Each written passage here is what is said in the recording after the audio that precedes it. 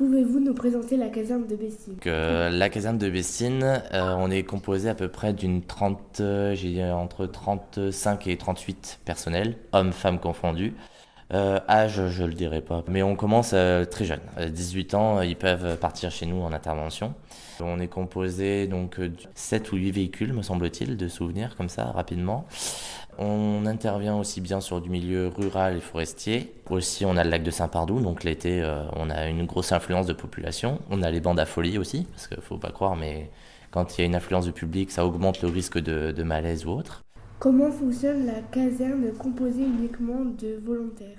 Elle est gérée par un chef de centre. Donc ici à Bessines, c'est Sébastien Dufresne qui est chef de centre volontaire, qui lui en fait est notre responsable hiérarchique. C'est-à-dire que si on a des problématiques, des demandes, c'est vers lui qu'on va se tourner et lui va remonter auprès de sa hiérarchie pour répondre à nos questions. Quand on est disponible, on se note sur un système informatique qui va nous permettre de dire oui ou non on peut prendre. Mais on a quand même des obligations. C'est-à-dire qu'en semaine, en journée, c'est au volontariat. C'est-à-dire que le pompier qui est disponible, il a la possibilité de se mettre oui ou non au sein du centre de secours en disponible.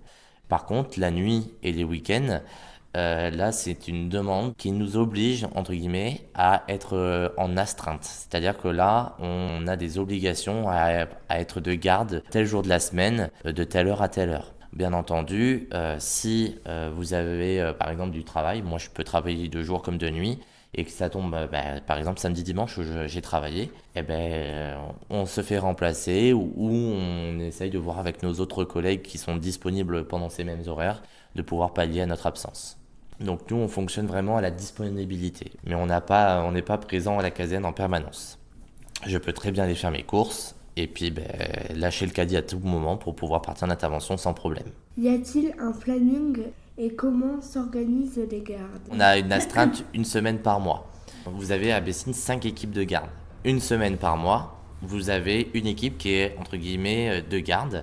Donc la journée, elle peut se mettre autant que les autres disponibles. Par contre, la nuit, c'est elle qui est d'astreinte. Donc c'est-à-dire que la nuit, c'est cette équipe de garde qui est prioritaire pour partir. Et les autres, s'ils sont disponibles, pallieront au renfort des interventions. Mais une semaine par mois, on a une équipe de garde obligatoire. Qu'est-ce que je peux vous dire d'autre? On est aussi muni d'une amicale. Amicale, c'est une association. En fait, dans chaque caserne de pompiers, vous avez une association qui permet, lorsqu'on est en retour d'intervention et qu'on veut boire un café ou boire un peu de soda, etc. sur la caserne. Vous avez tout ce qui va être Noël des sapeurs-pompiers pour les enfants, parce que pompiers volontaires, effectivement, c'est nous qui partons sur l'intervention, mais il faut penser à nos familles. Ça, très souvent, on n'y pense pas forcément, mais nos familles, quand on est par exemple de garde pour Noël et que l'intervention, elle est au moment où on déballe les cadeaux, c'est malheureusement le jeu. Alors c'est pour ça que ça tourne chaque année, mais il y a des fois, les familles, effectivement, ne nous voient pas forcément présentes pendant les fêtes, les anniversaires, les Noëls.